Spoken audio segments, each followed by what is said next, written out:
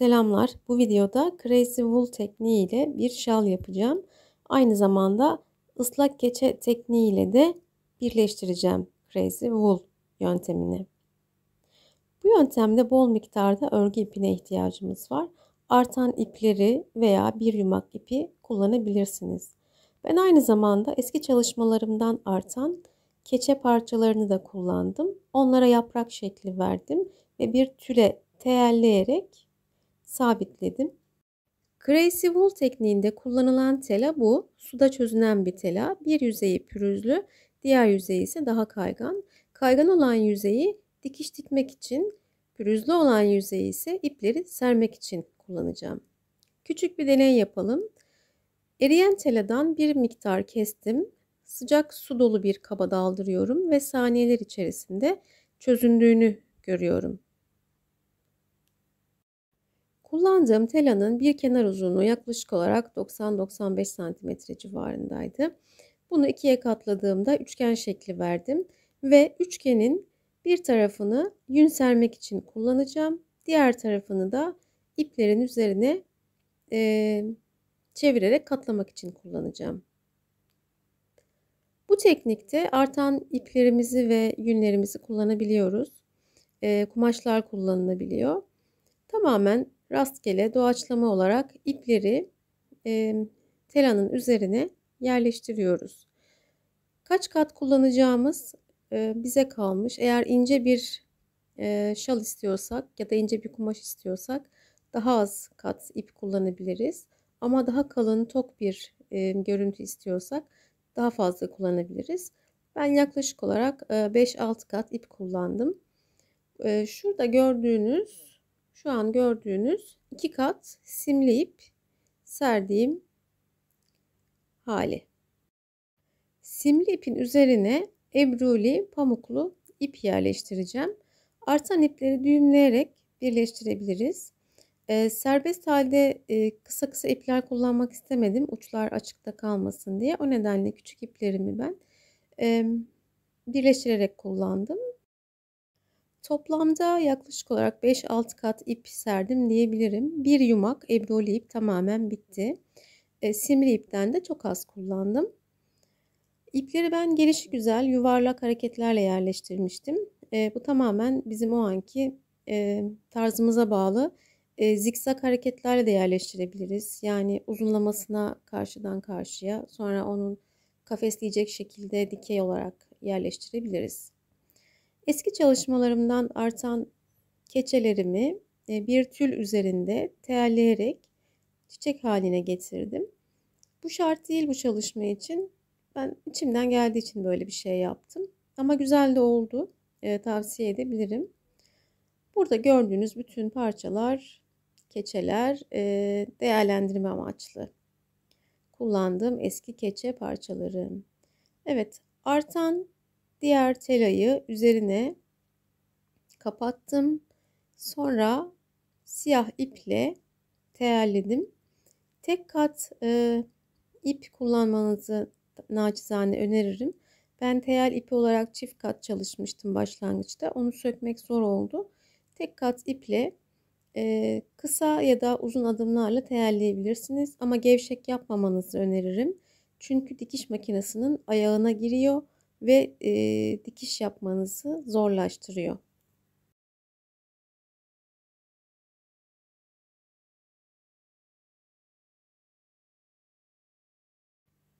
Evet, telanın önden ve arkadan görünüşü bu şekilde. Şimdi gelelim dikiş makinesinde dikmeye. Düz dikiş ayarında 3 numarada diktim. Normal dikiş dikme ayarı bu. Önce bir kenarlardan geçtim. Ondan sonra bir makine ayağı genişliğinde ikinci sıra dikişi yaptım. Çok fazla dikişler arası boşluk istenmiyor bu yöntemde. Ne kadar yakın dikerseniz tela eridikten sonra ortaya çıkacak olan görüntü o kadar sağlam oluyor. Ya düz dikişlerle ya da kapitone ayağıyla dairesel hareketlerle telayı dikiyoruz. Böylece iki tela katı arasında ipler de sabitlenmiş oluyor. Dikiş makinesinden sonra bu şekilde görünüyor. Şimdi şalımı sıcak suyun içerisinde bekleterek telanın çözülmesini sağlayacağım. Burada kullandığım su ılık suydu ama sıcak su kullansak daha iyi olur. Çünkü ılık suyla tamamen ilk seferde arındıramadım. Tela suda çözündüğünde yapışkan bir hale geliyor. Ve az su kullandığınızda tamamen arınmıyor. Birkaç kere duruladım. Duruladıktan sonra bir havlunun üzerinde fazla suyunu aldım ve kontrol etmek istedim. Ben çok fazla diktiğimi düşünmüştüm ama daha da fazla dikilebilirmiş aslında. Kullandığınız ip ne kadar yoğunsa o kadar fazla bence dikiş dikmeliyiz. Kullandığımız dikişin aralıkları daha da sık, sayısı daha da fazla olabilir. Şimdi gelelim bu şala bağcık yapmaya. Ben ilk olarak örgü bağcık yaptım. Sonra hoşuma gitmedi ve daha sonra o bağcığı sökerek keçe ip ve keçe çiçekle bir bağcık oluşturmak istedim. Bağcığın bu iki ucu kuru kalmalı. Ortası ise ip şeklinde olmalı. Zeminde pürüzlü bir plastik var. Bunun üzerine birkaç damla su ve biraz da sabun sürerek yüzeyi sabunladım. Daha sonra uçların kuru kalmasına dikkat ederek ipi sürterek yuvarladım. Bu şekilde sağlam, sıkı bir ip, keçe ip elde etmiş oluyoruz. Bu keçe ipin bir ucunu şala sabitleyeceğim. Diğer ucunu da yapacağım çiçeğe yerleştireceğim. Aslında bu çiçeği ilk olarak yapmış olsaydım, yani Crazy Wool tekniğinden önce bu ipi ve çiçeği hazırlamış olsaydım, teraların arasına ipi yerleştirirken yünü de yerleştirirdim ve ekstra bir işlem yapmama gerek kalmadan daha sağlam, daha belki de hoş görünüşlü bir bağcık olabilirdi. Ben işe sonradan dahil ettiğim için bu keçe bağcığı farklı bir yöntem kullanmak zorunda kaldım. Onu da birazdan göstereceğim. Şimdi yün bulutları yapıyorum. Bu yün bulutlarıyla yapılan çiçekler çok daha ince oluyor. Çok daha zarif oluyor. 5-6 tutam yünü boydan değil enden çekerek yün bulutlarını oluşturuyorum. Yün serme teknikleriyle ilgili çok büyük bir videom var. Çok kapsamlı bir video. Onu seyretmenizi naçizane öneririm. Şimdi keçe ipin bir ucunu çiçeğin üzerine yerleştiriyorum. Bu şekilde açıyorum ki zemindeki sarı yünle yeşil yün çok güzel bir şekilde tutunsun.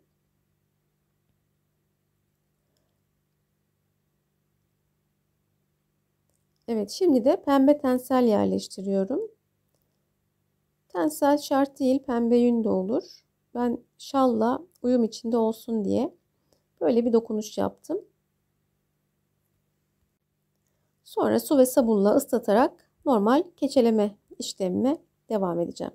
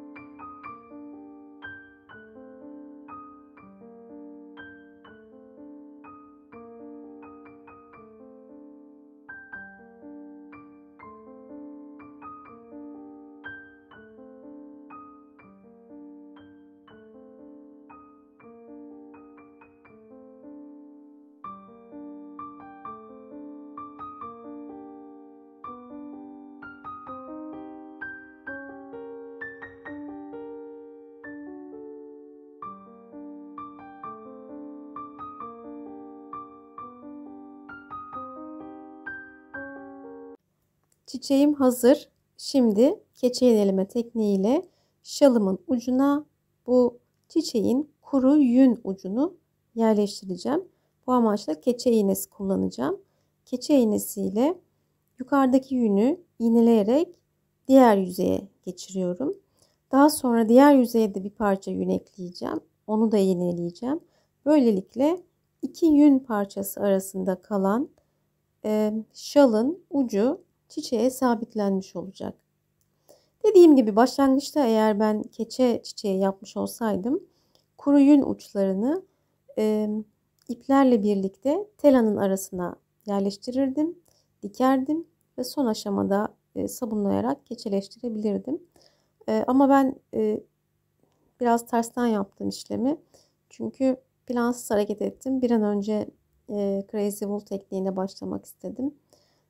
Ama siz eğer bu yöntemle şal yapacaksanız ve ucuna da böyle bir çiçek yerleştirecekseniz önce ipinizi, çiçeğinizi yapın. Daha sonra telanın arasına ip yerleştirirken kuru yün uçlarını da yerleştirin ve dikin. Böylelikle çok daha güzel, daha kolay bir şal elde etmiş olursunuz. Bittiğinde göreceksiniz. Bu yöntemle de fena olmadı. Keçede çareler tükenmiyor mesela.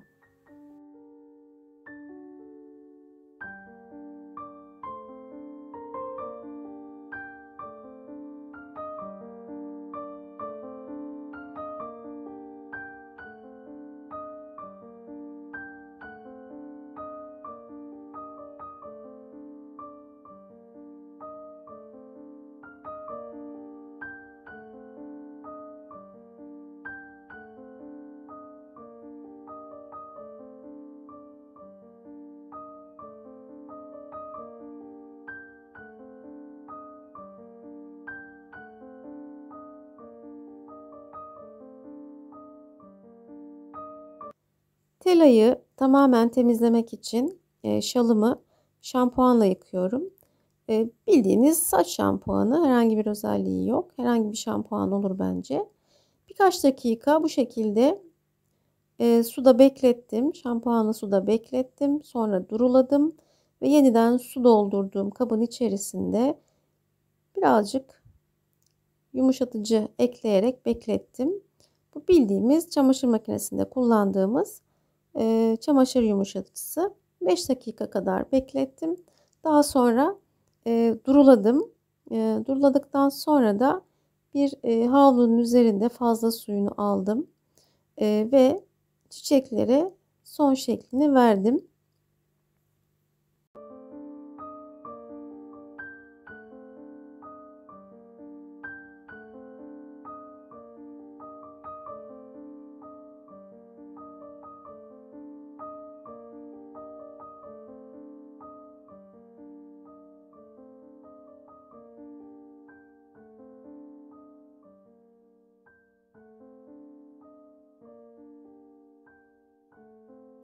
Çiçeğe şeklini vermek için pimpon topu kullandım. İçine koydum. Uçlarını büzdüm. Açılmasın diye de kağıt bant kullandım. Kağıt bant çiçek ıslak olduğu için herhangi bir yapışma yapmadı. Sökerken de yüzeyi herhangi bir deformasyona da uğratmadı. Güvenle kullanılabilir bence.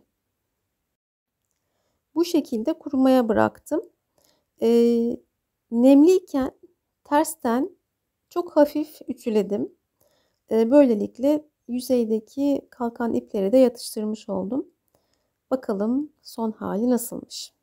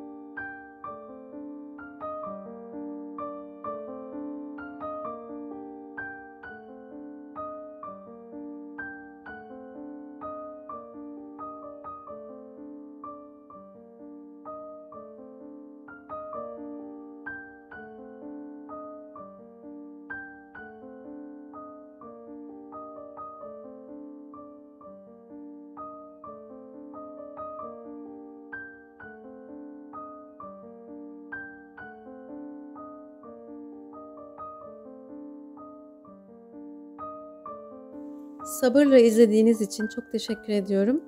Yorumlarınızı bekliyorum. Görüşmek üzere.